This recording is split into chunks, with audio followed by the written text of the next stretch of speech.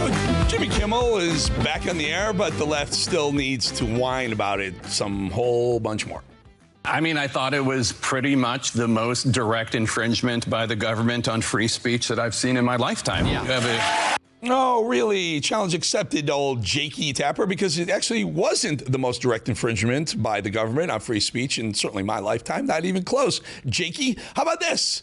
While the left delivers Jimmy on a silver First Amendment martyr platter, they're desperately hoping that the world doesn't notice the news that the Biden administration silenced so many of us for so many years on yet another platform. Now, what we've known for years is confirmed. The Biden tyrants pressured YouTube to censor conservatives, to terminate our accounts. And finally, after all this time, they'll reinstate those accounts that were banned for political free speech. Google confirms that it was being pressured by the Biden regime to eliminate anything that was said about vaccines or elections that they didn't like. My office encouraged those companies to exercise that editorial discretion to avoid spreading inaccurate information, particularly related to the ongoing pandemic. So what was that all about? Government censorship, lefties? Are you serious? Joe Biden was ordering Twitter to remove posts. Zuckerberg said it was a full-scale shakedown at Facebook. And Google was freezing accounts. Uh-oh. Looks like another day and another episode of Democrat hypocrisy coming right up. I'm a constitutional absolutionist. Absolutionist. It's not living, breathing, or changing. It's firm. I carry a copy of the Constitution as a reminder of the core laws and values of this country, because it's so important for all of us to remember. And it's especially important for what I do here as a truth teller. I'm also a libertarian who believes in smaller government because bigger government always means more infringements on our rights. It's what the Second Amendment is for, folks. Really, the Second Amendment is all about not for protecting yourself against criminals and Antifa. The Second Amendment was protecting American citizens against a tyrannical government. Joe Biden, Obama.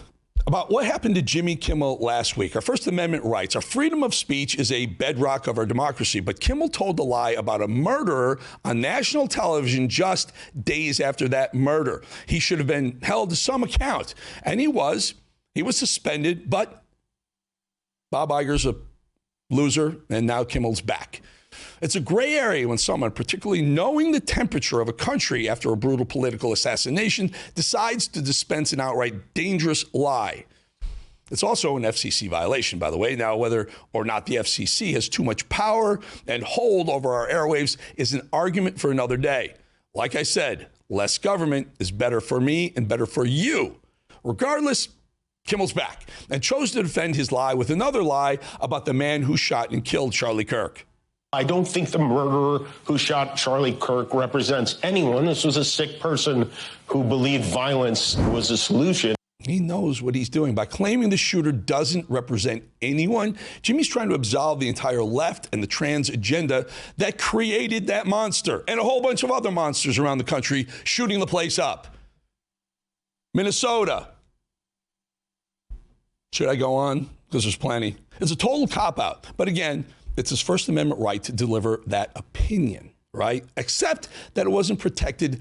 It wasn't a protected right for us in 2020 when COVID was rampant. We had our opinions, but we were being shut out. Turns out that Joe Biden and his comrades didn't consider it to be a protected right for doctors like Robert Malone, politicians like Senator Rand Paul, and countless others who gave their opinions during the pandemic to express those opinions. They were removed from platforms, period. So Democrats trying to explain why Jimmy Kimmel being suspended is a free speech violation, but the Biden administration using Google, Facebook, Twitter, and YouTube and TikTok to silence conservatives is somehow not a free speech violation. Jake, please help me out here. Can you help me out here? You guys are doing Cirque du Soleil backbends like never seen before.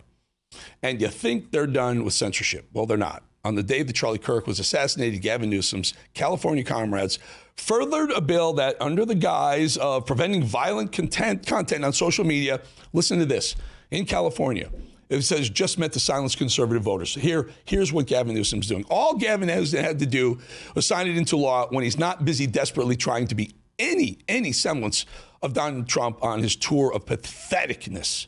Americans were shunned. removed from social media, lost their jobs for expressing certain opinions, and Jimmy Kimmel has the gall. Kimmel has the gall to say this.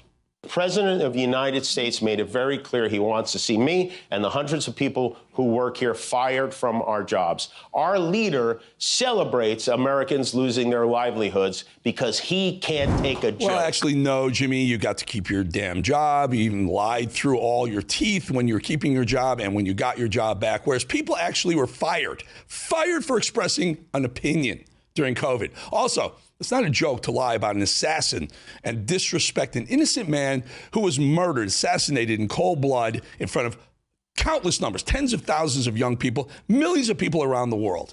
And they continue to happily ignore the fact that conservative voices have been censored for years.